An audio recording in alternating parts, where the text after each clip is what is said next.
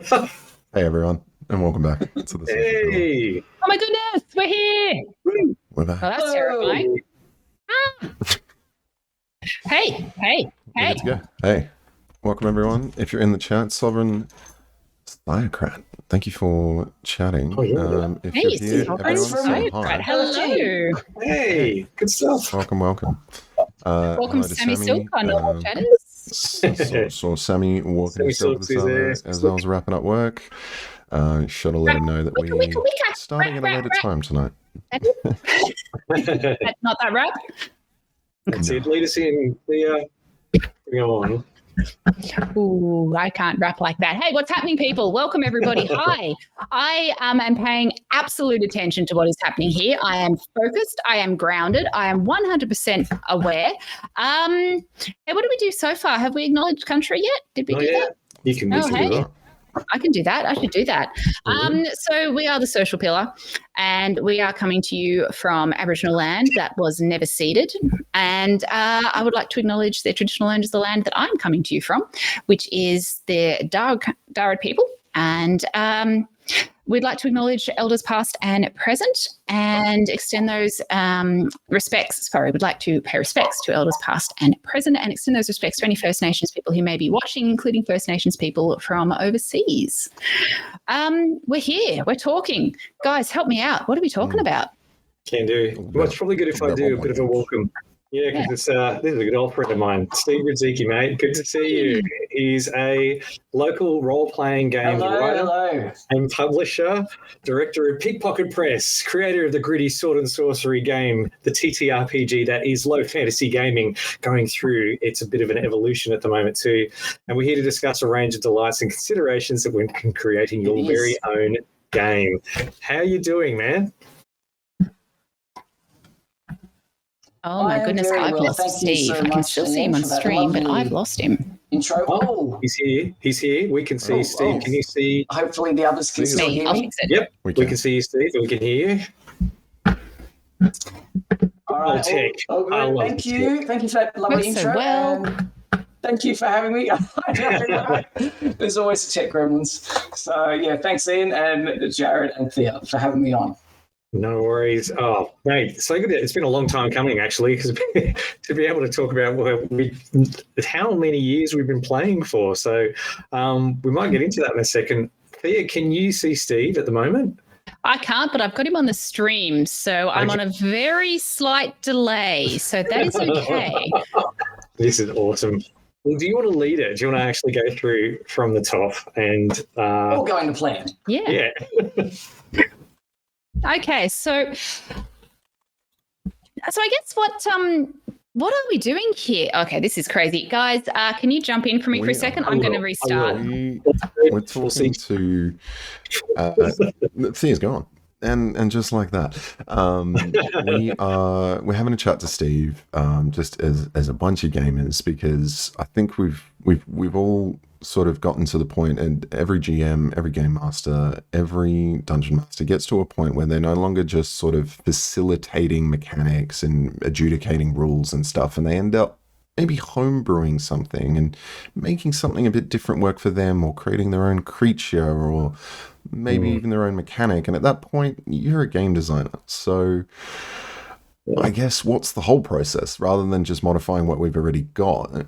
I would love to know, Steve, like, where did you get into role-playing games? What appeals to you? And where did it all go from there?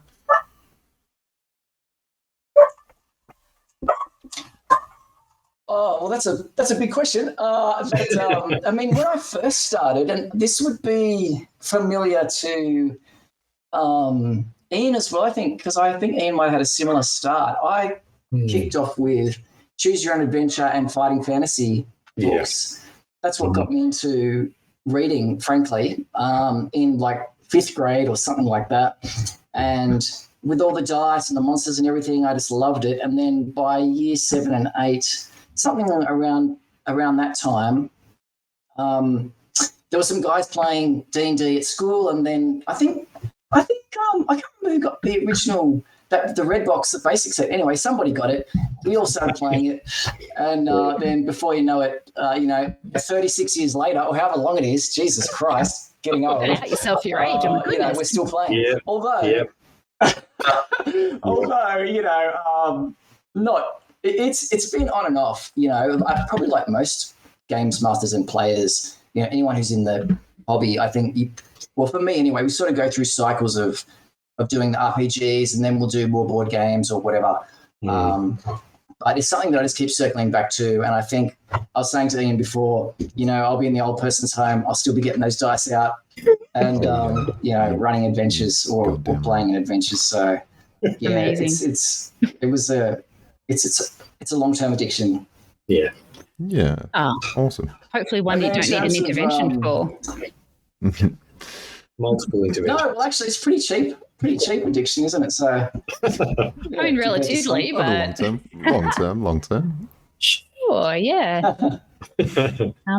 Why do you keep coming back? Why do you keep playing? What's the point? Well, I think it's just a very enjoyable pastime, isn't it? I mean, it's a mixture of, there's a lot of socialization. I should say I've been doing a fair bit of solo RPGing lately, but maybe talk about that later. But, the original draw, of course, is you get to sit down with your friends, play some games, eat some pizza, have a few drinks. It's a very social outing for everybody. It's not expensive, which is nice. It's easy to, young kids get into it as well as adults. And I love the, I actually might be a bit different to some of you guys. I do like the creating of the story and, having these tales come out of the game. But I'm also I really enjoy just the actual act of playing, and so the gameplay aspects of running games or playing in games. I really enjoy just the dice and the action and the risk, all that the gambling. I guess it's sort of a gambling related, but I really love that too. So for me, it's a really good combination of fun gameplay. You got your friends there, and then if you spin a cool story, well, that's a bonus for me. And I know for some people, the story's at the forefront of, the enjoyment. But for me, it's really, I like it, don't get me wrong, but it's a bonus on top of just some good gameplay moments. So I guess in some ways, it's not the enjoyment I get out of it is not too dissimilar to a good board game, but it's got there's a lot more potential for social interaction and all that sort of thing because of all the role playing that goes on. Yeah, love that. Yeah, it's cool. Yeah. Okay. And I think it sounds really interesting because you're talking about sort of enjoying the storytelling and that side, but it also sounds like you really enjoy the chance. And I mean, it's not because we've had some chaos in this stream so far, but it sounds like you enjoy that kind of chance of chaos as well. Would that be a fair thing to say? Yeah, absolutely. I'm a big fan of adding randomness to the game rather than taking it away. So I love any kind of critical tables. I love the fumbles type tables. I love it when you have to make rolls for things rather than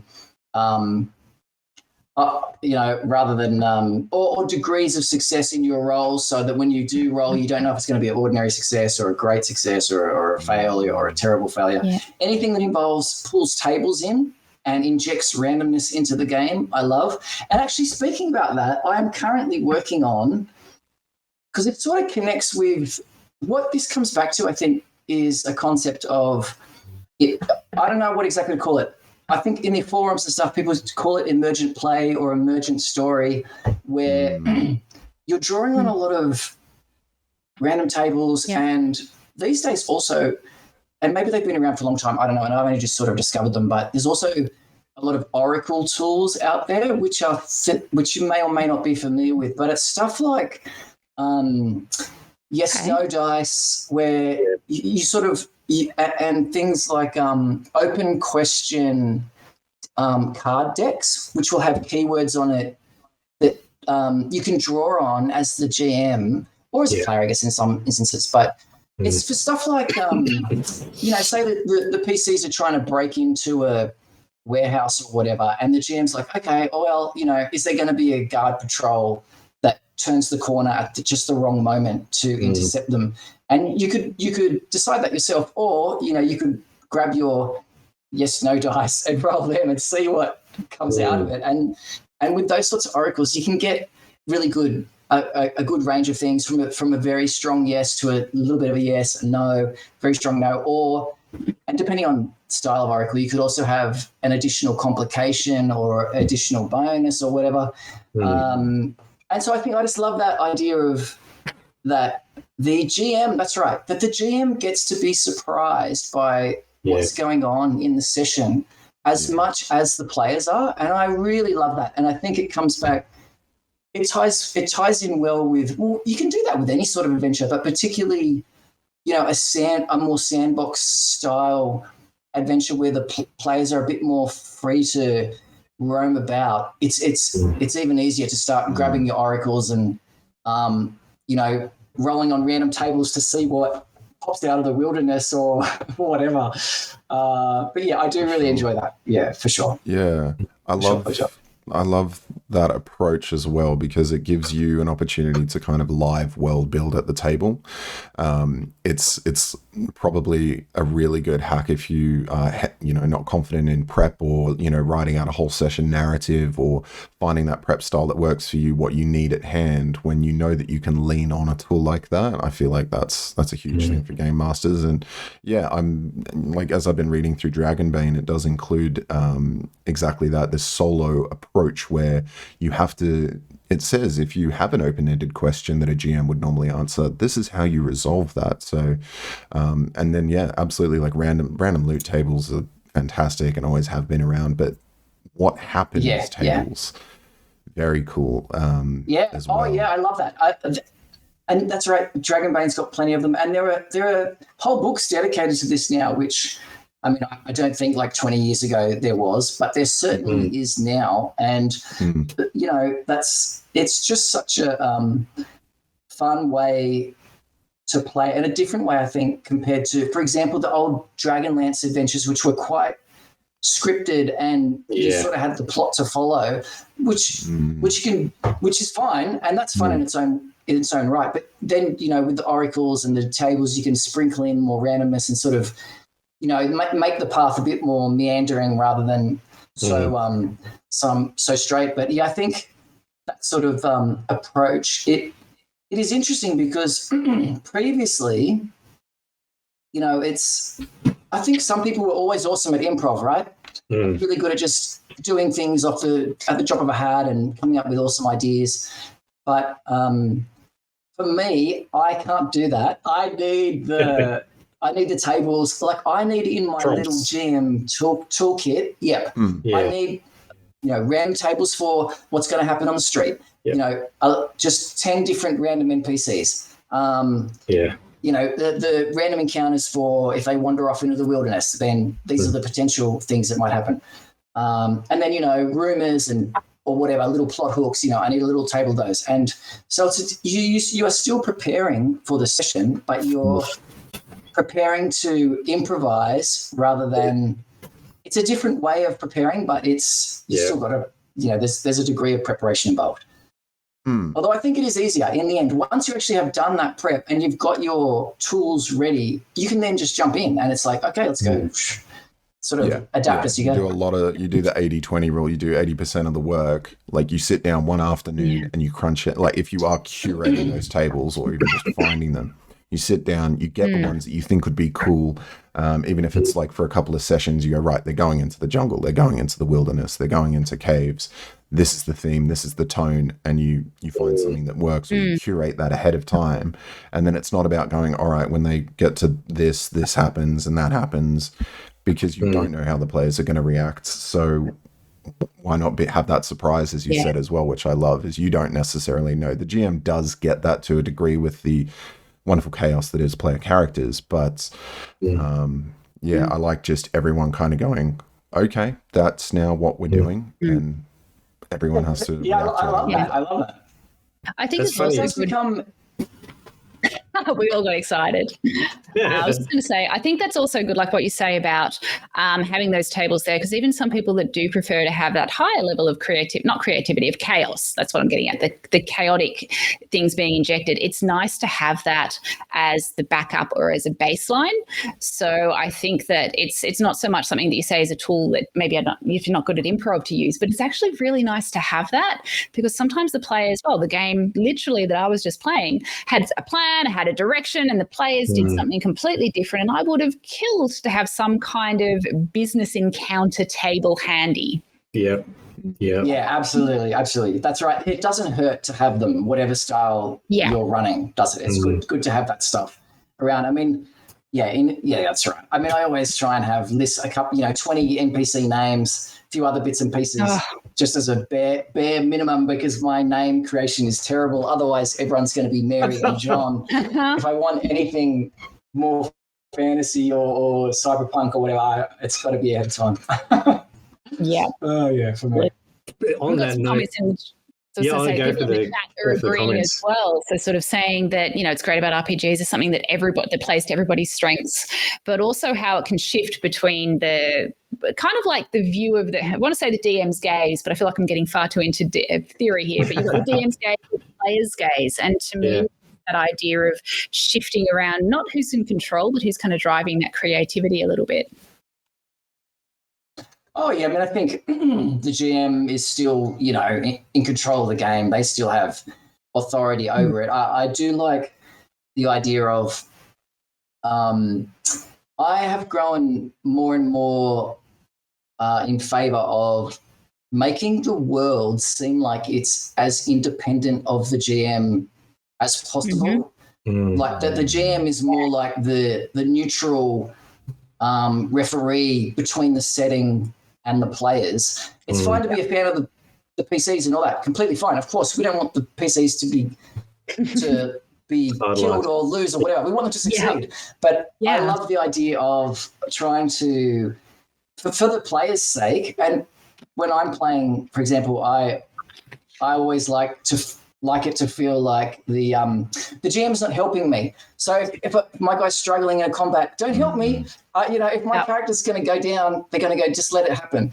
It's fine. I've had a number of awesome PC deaths, and they are awesome. I still remember them to this day. And they're some of my favorite memories. But so I don't want the GM to help me out. I just want it to roll on, however it rolls on. And if you've got a good system which involves takes this into account by having good retreat rules or chase rules or whatever, it's fine. The players can encounter some big dragon, and if you're using stuff like reaction rolls or whatever, it doesn't necessarily mean, of course, the GM can just decide that the dragon's going to talk to you rather than trying to you, but you could also roll and you get a friendly or you get an unfriendly. So you've got that sort of safety net, and then you've also got, hopefully, also some clear escape rules. So if they need to take off, they can take off. And then that really frees the GM up to do whatever they want. And to, you don't have to quarantine, like you've got low-level PCs. You can't go into the mountains. There's giants in the mountains. If you go in there, you'll be killed. But if you've got the right rule set, you can. It doesn't matter. They will. The players decide when they're going to take those risks, and when they're just going to go, no, I'm doing that. Run. Then I just really like that. It just makes the world feel more real in a way. I don't know how to describe it. It feels certainly more independent of the GM, and then that sort of ties in with that. I really love the good gameplay that you can draw out of an RPG. I think that helps that a lot. Yeah, it sounds like you've got some really sort of strong ideas about what you really like in a game and what you find satisfying from that creativity side as well. And it almost sounds like you should be someone who should create your own game in some way. Is that something you've ever thought about doing? Yes. So Low Fantasy Gaming came about in 2016, I think it was. And you know why? Because at that time, 5e was the big was a Big hot well, thing. still is, isn't it? It's still the biggest game that's being played. But even more so back in 2016, I think there was just there was less options around. And I had discovered this I really loved it. This setting called Primeval Fool by Sasquatch Games. I don't know if you guys are terribly familiar with it, but it's very much a Conan-like Hyperborea world of deserts and glaciers and fjords, and it's all a primordial wilderness, and you're wandering off into the wilderness to seek out ruins and things. And anyway, one of the sort of key themes to it was that magic is rare and dangerous. And that did not gel, even though it was made for 5e. I don't know if it was originally made for 5e. It might have been made for 13th. Yeah, I think 13th age, it was linked to it. Yeah. Didn't gel. Oh, it might have been. Yeah.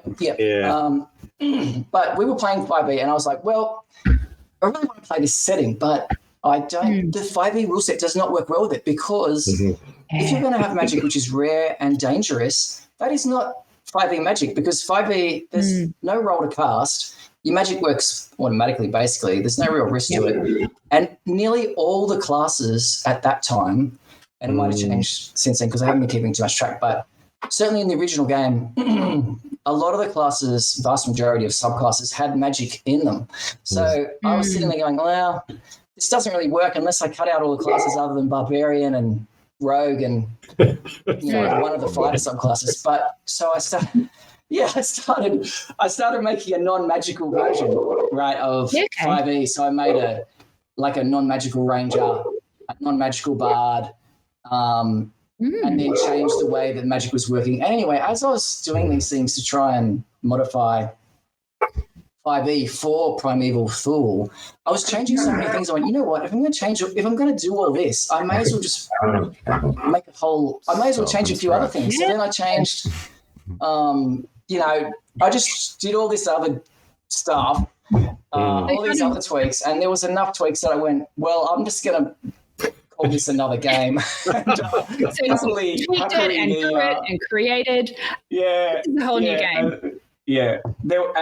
And that was all thanks to, of course, the open game license, which was awesome at one point in time. And then, as you're probably all aware, there was the OGL 1 point whatever it was. There was the big issue with Wizards of the Coast and trying to modify that. And now everyone's sort of dropped off the OGL and has switched over to other licenses, also Creative Commons, which is actually what we'll do with Tales of Argosa, just because it's cleaner. But that's how it came about, is that wanted to play this particular style of game.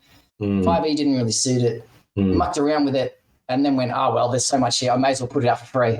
And luckily some people liked it, so that was good. Sick. Sort of step from there. Was there any challenges? Like, did you, like, obviously you get to that point where you want to, like, show off this cool thing you've made. Have you, like, what was the distribution process like? Was it just a matter of starting to put it on Drive-Thru-RPG, or? Well, it started out actually just on, I made a little website for free on WordPress. I'm still using WordPress, and you can tell it looks old now. But I'm now, pay. It's only a very small fee to keep your WordPress site going, and so I just put it as a free PDF on there to begin with, and people could come and just download it, whenever they wanted. And it was pretty bad. I was pretty merciless in mentioning it at every opportunity on, RPGNet, N-World, Reddit, all these different forums. I was just going for it. And after a while, I stopped because people were getting clearly annoyed. So that's one tip. Don't put it out there too much. But it's really hard. The marketing part of it is frankly the hardest part. So luckily, I think a big factor was it was free. It was like 184 pages, black and white art, which was it was all stock art, actually, the original. So that's very inexpensive, but awesome. There's some really awesome inexpensive stock art available on DriveThruRPG and Shutterstock and all that. You just have to take the time to go through it. But filled the book with that, and that was enough for people to start looking into it. And then, if they enjoy the game, awesome. And so let's just continue that way. I don't know what that was. Someone's calling. Don't know what, I don't know what that sound was. Opportunities calling. Gosh.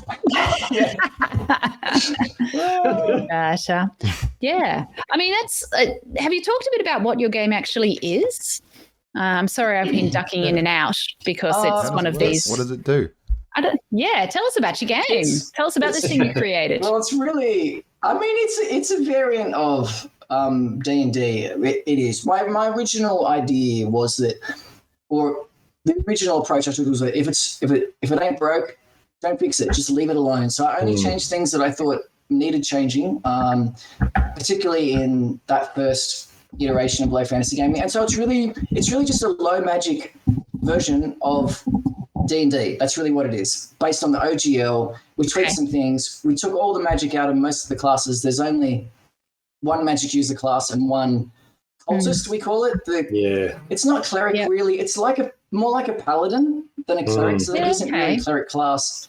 And you can get by with no magic, right? Because they can do short rests and they make a willpower check. And if they make the check, they get some hit points back. So you don't need any magic at all to play. You can do it completely mundane style party. So it suits worlds like Game of Thrones or I don't know, just lower magic worlds. Also Conan and that sort of style. There's some high magic in that, of course. But so that was the basic idea, and then so the low fantasy gaming, the deluxe edition was the one that we kickstarted. So after a few years, there was enough. It felt like there was enough interest. And I think it was just, frankly, good timing. A lot of people had played 5e for quite a few years by then, because that was like 2019, and they were interested in, what about something that's not so magical? And so that Kickstarter went really well, which led to the deluxe being made, and then it ended up on drive-thru. So I might jump in there, because there's something you were doing at the time as well, and you were on Discord a lot. And actually you started to build a really big Discord group, and I think that actually helped spread the word too. So I think that was that's probably right. Yeah, true. Discord is awesome for building that community of people who are interested in your particular style of game, and the guys on there have been really awesome over the years, and so much help has come out of that to develop low fantasy gaming. We've got tons of community content on the site because people are putting up classes and putting up spells and putting up alternate rules. And that's another thing very big on. I don't expect anyone to play this game the way it's written. I fully expect you to hack it and change it and do whatever you want to tweak it to how you like it, because that's where it came from in the first place. And they're all doing that. They all have their own tweaks to it, which is perfect, really, because then they can play it the way that they want to play it. But at least they've got this base of, it's a lower magic base, and it's easier to add more magic to it. But the other way round, it's much harder, I think, to take a high magic game and pull the magic out of it. That's more difficult. So it's a good sort of starting point, and then you can add, as much as you want. But the Discord was, and still is, really awesome. And there's guys on there now who are playtesting Tales of our Ghosts for me. I appreciate that. I'm the guys. I've got tons of awesome feedback from the guys, which is going straight into the book. They can see it because as I update the playtest document, they're, I'm noting what they. Obviously I don't make all the changes that are suggested. I've got to pick and choose the ones that I think are the best, the correct ones for this. Well, that fit with what your vision of the game is, right? That fit with it. That fit with it. But there's been a large number of tweaks thanks to the Discord guys, giving it a spin and letting me know, and I'm like, holy shit, that's awesome. We can do that. Yeah. We can change that. We're going to tweak this. It's been really good, and that'll still continue for a few months yet, and maybe several months. I don't know. I mean, anyway, for a while, because I think the more eyes I can get on it, the better. So So So is that something you've got like a timeline in your mind when you're going creating this, or are you just sort of working on it till it's at a point where you're done with the playtest? Like, is there a plan with a board with all the red twine and stuff joining the pitches? There's not a detailed plan to that effect, but there is a plan. I mean, at the moment we've penciled in end of February for a Kickstarter to try and raise funds to finalise the art. Although the current, so we've got December, January, February, but that's just to get the Kickstarter going, and then assuming it funds. I mean, and frankly, you know what? This book is going to come out regardless, because I've already packed it full of, I reckon, awesome art. You know, it would be nice to have even more cool art where I can commission, like scenes, which are quite expensive compared to just like portraits or single characters are quite inexpensive. But if you want to fill the book with cool scenes, that does get expensive. But so hopefully I'll be able to do that. But whether or not the Kickstarter succeeds, I've got, here's the proof of the book. I've already ordered proofs. So it's coming together, and I will release it through Drive-Thru and Lulu, whatever happens. But the Kickstarter will just allow me to make it more awesome. So, we will see. And, so February's the date, and then I always try and give myself at least. Well, myself and Steph, because Steph does the editing and the layout and things. Hey, Steph. Hey. I know. So I try and at least 6 to 8 months, because it just takes a while to nail all that down, and then you got to wait for the artists to, you send them the commissions, and it could take a number of months before those come back. It just depends on how busy they are and whether they're willing to expedite things for you. So I think that's a good. I've never done less than 6 months, and I would say for this one it's probably 8 months. So maybe in October. And this is the first time we're going to try and do.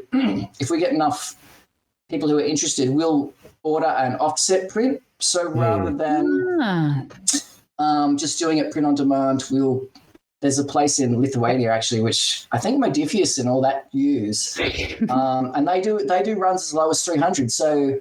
If you can get 500 people who want the actual physical book, they will print it for you. The only trouble is you then have to pay the shipping to get it back, and then do the distribution, obviously, which can be expensive. But then the printing of the book is a lot cheaper, so it's sort of balancing that. Evens out. I hope. But I do know that the offset print generally, well, it does. It gives you a better quality book, that will last longer, and so on. Although I do think that the Drive-Thru ones are perfectly good. They're perfectly serviceable.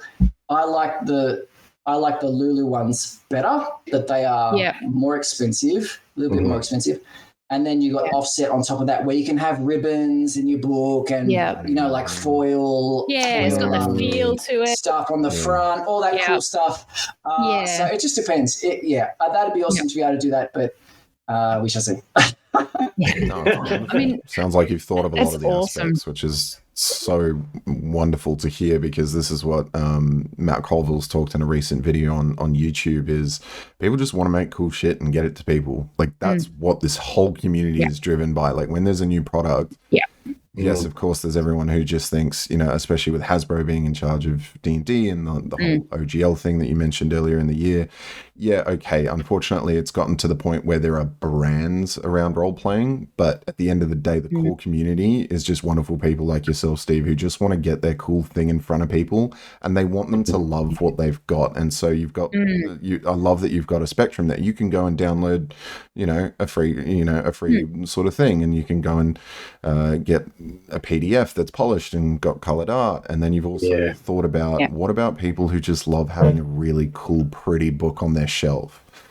And so that just makes me feel like you really care about the people who consume the product, and that you're so open to people taking that and tearing it asunder as well. Not the physical books. No. I mean, once they've bought it, that's their thing. But tearing, picking and prodding at your system, I love that, because that's such a core facet of the role-playing community as well. Isn't it? Yeah, I mean, that's right. Everyone loves to muck around with their system a little bit.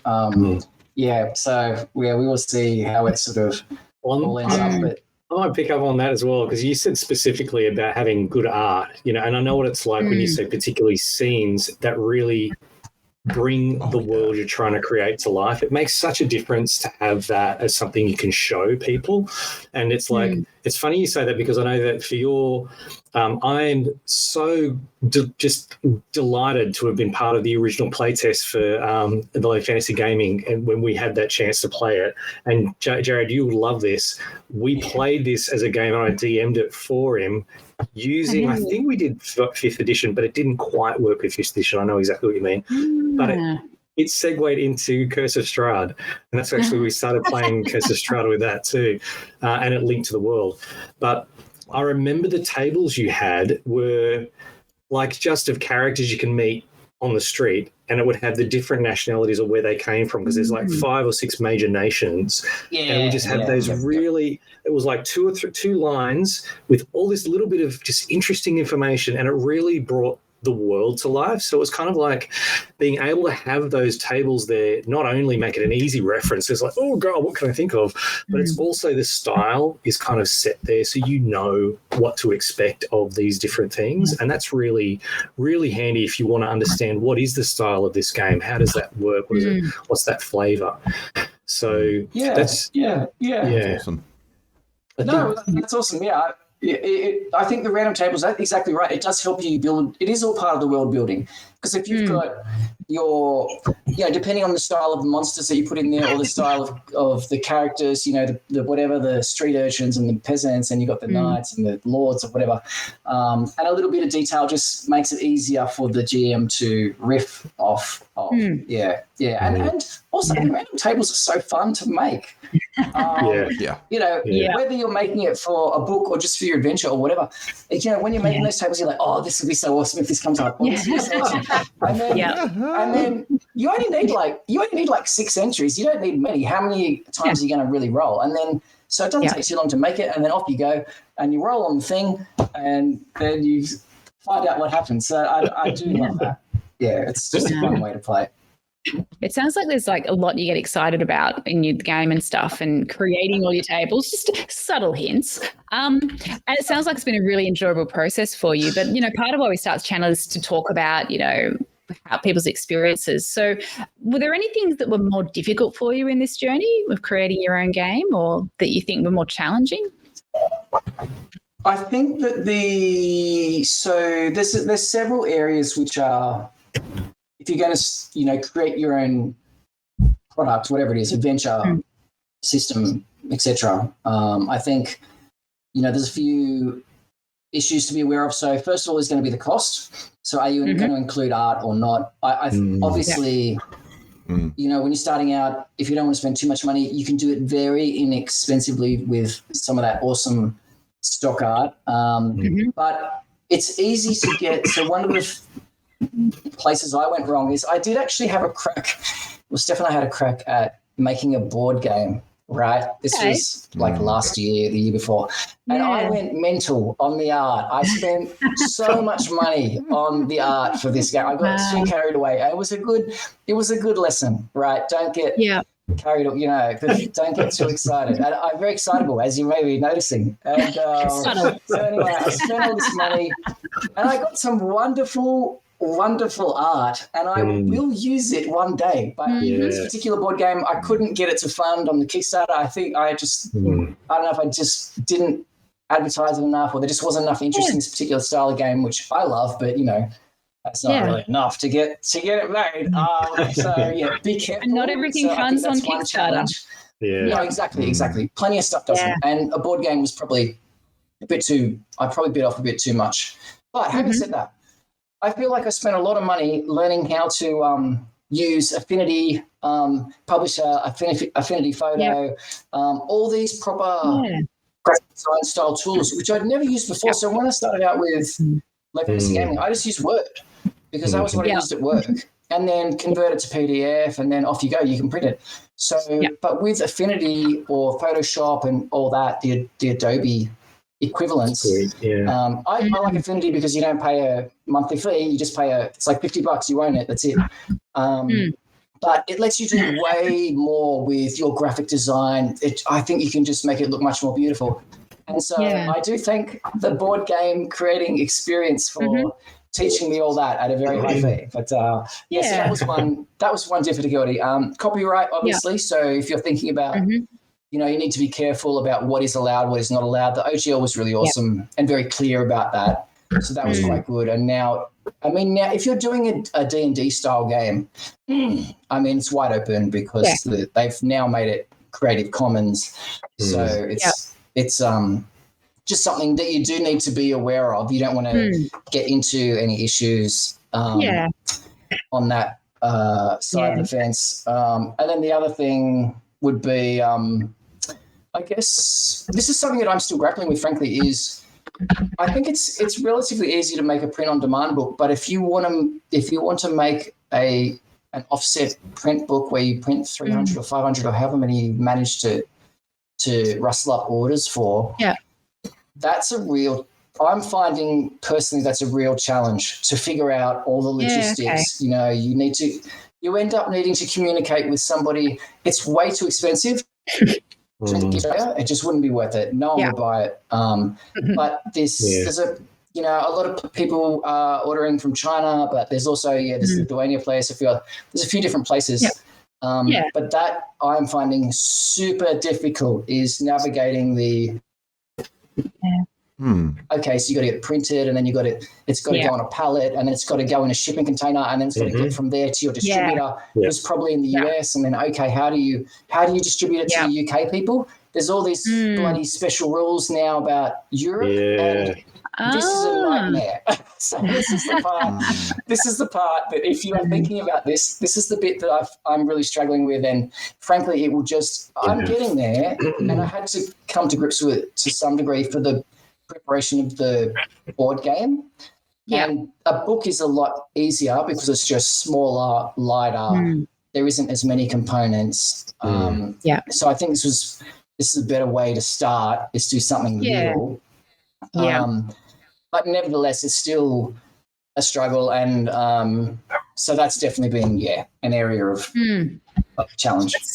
Thanks so much for sharing that, because I think that's something that people perhaps when they're saying, I've got this amazing idea, I'll just make it happen. And I think sometimes some of the popular ideas, think of it hard enough and manifest it, doesn't help people who actually want to take an idea and turn it into something tangible. So it's really valuable to hear the things that kind of you struggled through. But you're also such a beautifully positive person. You're like, but I learned this from that and it was a really good thing. So I think that's a really lovely thing for people to see as well, because it's like, I had some setbacks, but hey, I've got this is exciting and this is great. So if you have to give advice, take the positives from it, I think, as much as you can. 100%. Sorry, I'll just talk over you. When we're talking to you, let me speak. Oh, fine. I'm kidding. But speaking, what if you had to give advice to people who are thinking of doing something similar, what would you say to them? Or what would you say to the younger you? Baby Steve. I would say that my main advice would be, first of all, that I think you have to love it, right? I don't feel like this is a job at all, except when it comes to editing, and then Steph does that. So thank you. Wonderful, Steph. Steph takes care of the hard part.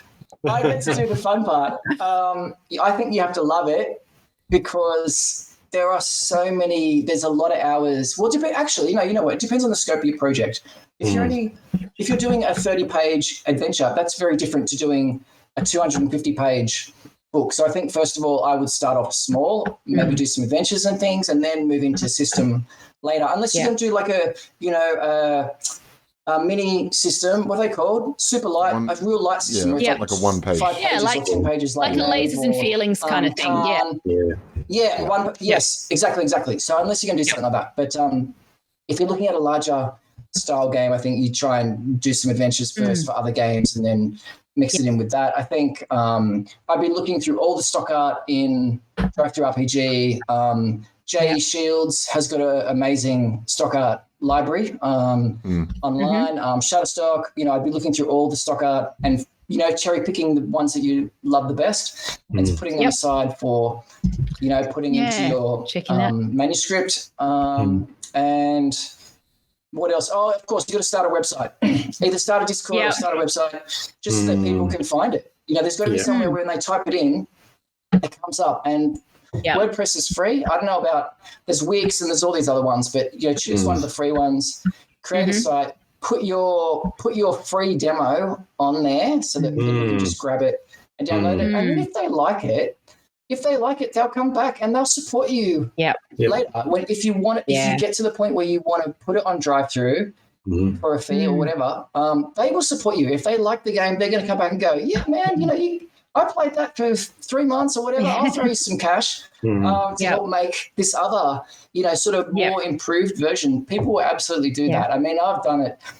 Everyone's, if they like it, they will support you. And if they don't like it, well, what have you lost? It doesn't matter to you. You're putting it for free for the people who do like it. And if they don't, oh, well, and not everyone's going to like it because we've all got the different preferences. So, absolutely, if that just helps figure out where your audience is, I suppose. So website, free PDF to start with, and spread the word. That's the hardest part. I have no that's fantastic tips on that. That's the hardest bit is the marketing. I mean, no one likes to push their particular thing, but I think if you are into if you are really into the gaming and you're on the forums a little bit, you're on Reddit, you're on RPGNet, whatever, and you're in a few Discords, from time to time stuff will come up and someone will say, I'm looking for some good chase rules, what have you got for me? And,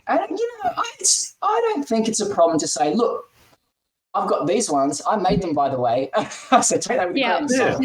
But if they're free, they're free. Have a look at it. And that then, if you do that in enough places, then hopefully the people start like it enough that they start to pick it up, and then you'll find that people start suggesting it for you, and then you're like, okay, all right, awesome. I can just exit stage left because other people are now suggesting it for you, and that's then perfect.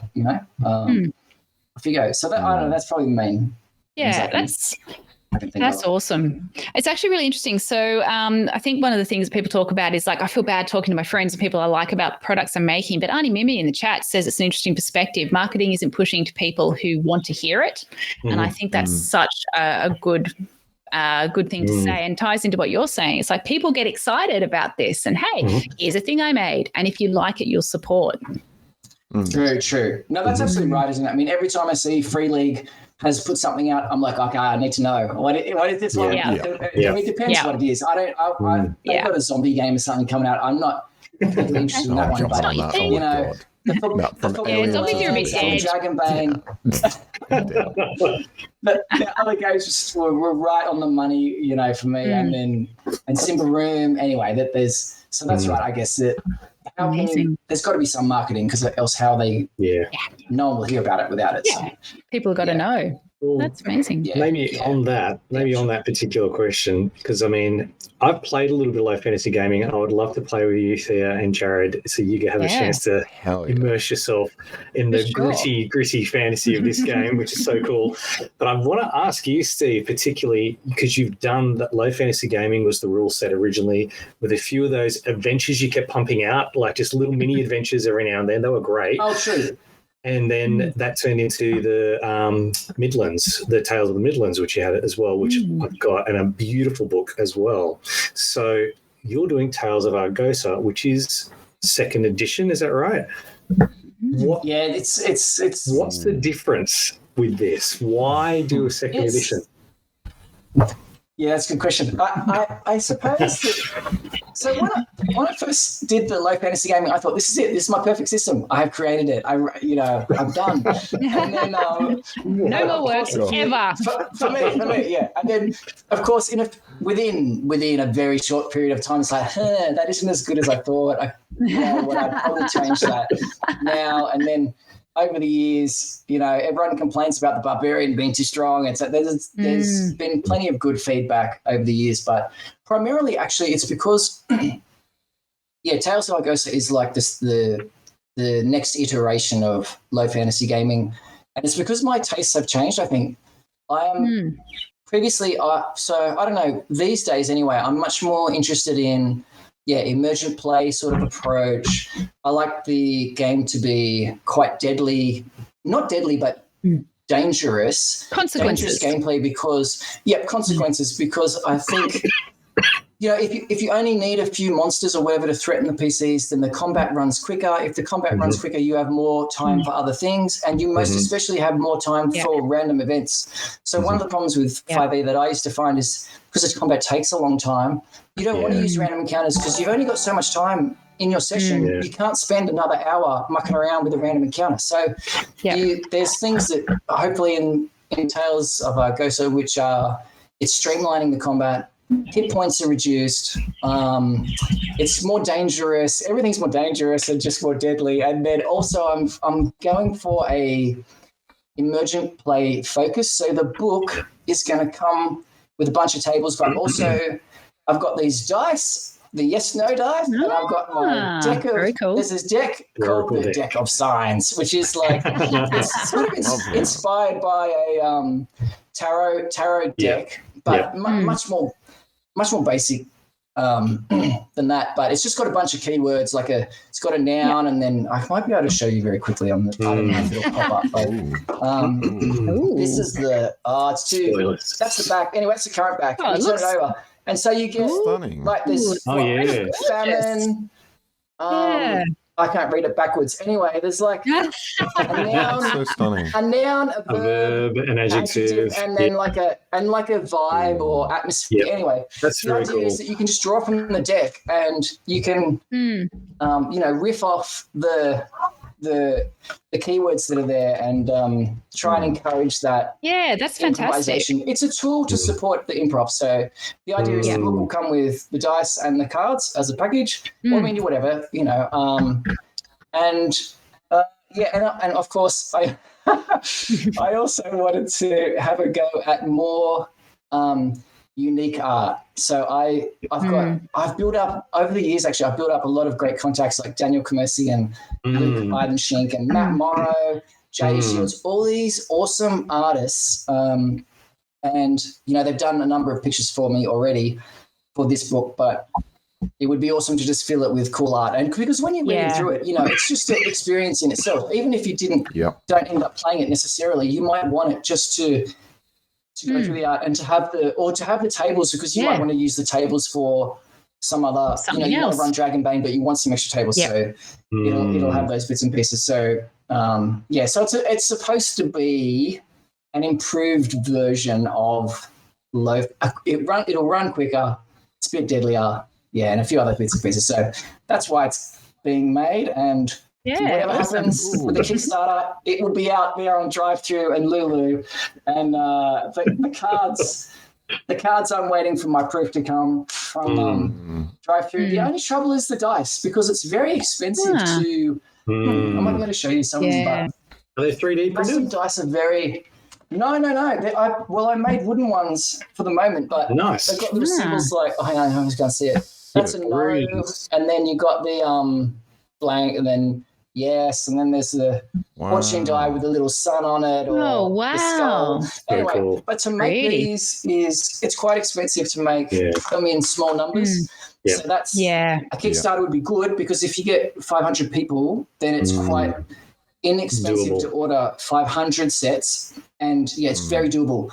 But if you have to buy them individually, it's not so good. So what we've done is for play testing, we've just got both of these for free online. So you can go online and awesome. do the dice or do the deck. So you can use it online right now for free, and we'll just leave it on there because some people. So like an online resource that's electronic. Cool. You can just click on it and do it. Immediately. But I do love the tactile nature of it, especially when I'm doing a solo thing, because I love having like the maps out, my character sheet. I try and not use the computer, as I want to use that as little as I can. So it's like old style. Well, it reminds me, Ian, of doing a fighting fantasy book. When you I'm filling out the character sheets. That's what it reminds me of. And so there's a bit of nostalgia there. I don't know. rose-tinted glasses, but it's still fun. And you also brought in luck into the game, which is very fighting fantasy. Which is so good. It absolutely is. Yeah. Didn't I rip that off? Yes. Borrowed, inspired by. The luck attribute in fighting fantasy, when you... I think you have to use it for it to go down. Maybe every time the roller goes down, I can't remember. Yeah, it does. It goes down when you use it. Like it's hard. Yeah. LFG has a similar thing, where if you succeed on the save, it goes down. But for in Argosa and all that, you can also spend your luck to do a major exploit, like cut off the wing of a griffin or something. Or if you want to do a party retreat when you're fleeing, you have to make a luck check as well. So it's your saving throw, but it's also your major exploit enabler. So it kind of self-balances, because it's like, well, do I want to cut this guy's arm off, or do I want to save my luck for when the wizard tries to hit me with a hold person type spell? So anyway, it seems to work pretty well. Awesome. Sounds fantastic. There is so much to talk about with you, but unfortunately we are starting to run out of time. Yeah, we could just go on. We could make this a marathon stream and like a subathon and just keep on going. No. We already pushed it back. We're good to go. Yeah, we're already late. So, but is there any sort of final thoughts you had sort of reflecting on this process and putting the game out? Final thoughts would be, I think you can't lose. If you love it, you can't lose if you want to do it, because it's a fun process to get involved with. You're going to meet all these other people who are going to want to support you in the endeavor. And if ultimately, it doesn't fund like the board game, you're still going to learn all this stuff. You're going to make all these contacts, and you'll be ready. You'll be in a stronger position the next time when you come back. And I think that's the other thing is that if you don't succeed the first time, if you love it, just keep trying, because you're going to get there. That would be my final words. You can't really go wrong as long as you just don't spend too much money up front. Don't spend money you don't have. Don't get too excited at the start. Maybe write it in and then spend money later. Yeah, don't get too excited to this group. Yes. Speaking of excitable DMs, Ian and Jared, any final thoughts? I was going to say any final words, but I feel that gives a different vibe. Any final thoughts as we wrap up? Jared? Yeah, I mean, it's I love having these conversations, like hence this is the cool thing I did, because I love having conversations about role-playing games. So, to have people like yourself on, Steve, is just amazing, because I'm immediately, like, every time we have these wonderful conversations, I'm like, I'm doing that. Oh, how cool. And now you're just literally saying, well, if you want the thing, it's like, and I was immediately thinking that maybe I'm going to check out your whole cool thing, and then maybe I'll just take that deck. But then you're like, but the deck is like already there. So I'm Jade, and we need to play something together. Whether it's low fantasy gaming, Blades in the Dark, whatever it's going to be. I think we'll need to have a sesh sometime, and we can chuck it on stream. We can do whatever. That sounds awesome. That sounds awesome. Yeah, absolutely. Yeah. I'm just going to have a chance to talk to my old school friend, and you were reminding me of how deadly you are as a DM. You would be the most likely person to kill off our characters, and I never regretted it. It was always such a challenge, and it was so much fun.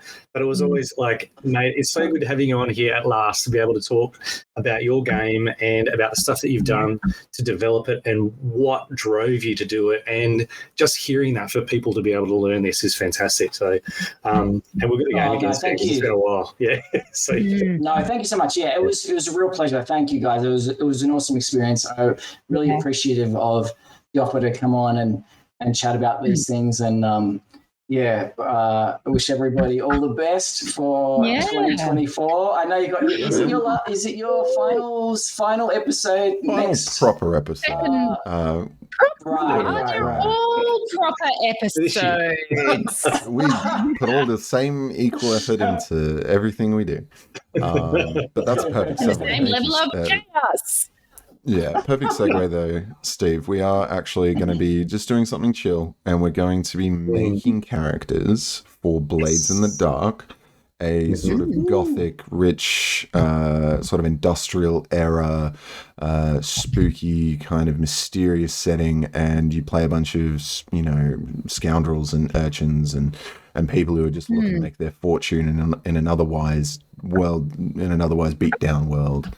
It is a fairly bleak world. Yeah, we're going to check that out. We're going to try something new, and hopefully next season we'll do a sesh. We'll do some cozy streams in between, but that's next week. Yeah, that sounds awesome. I've read Blades in the Dark. I haven't played it. I do. There's heaps of stuff that's really awesome about it with the way that their downtime works, and they've got the clocks and the characters. The characters are just really excellent. Great themes to the different kinds of characters you can play. It's going to be so fun. I look forward to seeing what you guys do with it. Yeah, we're really looking forward to it. Thank you. But thanks for joining us. We are going to wrap up, I believe. We have a Discord. Now, we are going to stick the links for Steve's stuff in our Discord. I didn't tell my wonderful team, so good. But that's what we're doing. But please do. And we have YouTube episodes coming out of old videos. Eventually, there's no timetable. My wall, my screen with everything. I'm subscribed to the YouTube channel, and I love seeing our stuff pop up randomly because it's just a perfect excuse for me to tune in and listen. It's like sending yourself a letter in the mail. It comes back around eventually. Aw, I love that way of looking at things. But yes, please do join us on our Discord. The links are in the chat. And if you're listening to this on YouTube, we're going to put them down below. We are going to raid. We're going to raid Threaded GM. But while I get that set up, we'll say farewell, goodbye. I don't actually know the rest of that tune, so... Never gonna give you up. Never gonna let you down. Don't rickroll us. No. Where's the outro? Next week. See you later. Thank you so much, Steve. Thank you, everyone. Thanks, chat. Bye. Ciao. Bye.